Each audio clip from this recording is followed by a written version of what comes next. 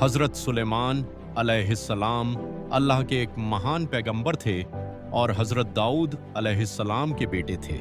अल्लाह ने उन्हें राजपाट इल्म, ज्ञान, हिकमत, बुद्धि और कई करामातें, अलौकिक शक्तियां अता की थीं।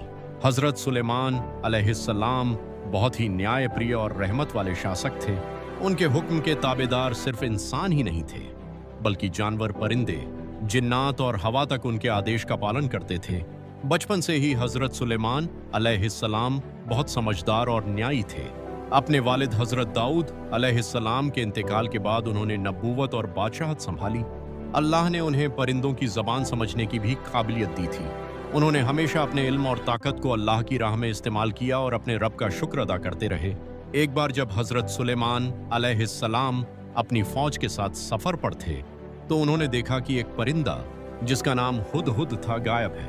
कुछ देर बाद हुदहुद वापस आया और उसने बताया, मैं सबा नाम की एक कौम के पास गया था, जहाँ एक रानी बिल्कीस रहती है जो सूरज की पूजा करती है।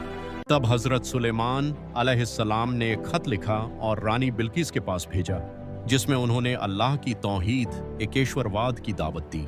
रानी बिल्कीस ने पहले तो उपहार भेजकर हज़रत सुलेमान अलैहिस्सलाम की परीक्षा ली, लेकिन जब उसने उनकी इल्म, ताकत और सच्चाई को देखा तो उसने इस्लाम का कबूल कर लिया और अल्लाह की बंदगी करने लगी।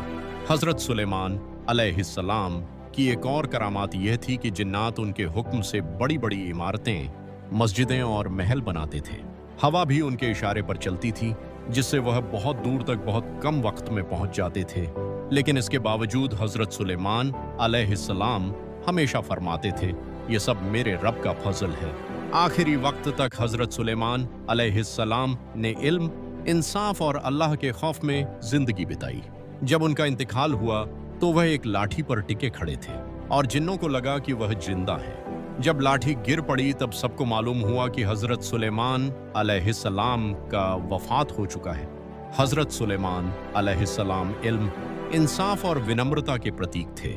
उनकी जिंदगी हमें सिखाती है कि ताकत और ज्ञान तभी कीमती हैं जब उन्हें अल्लाह की रजा के लिए इस्तेमाल किया जाए।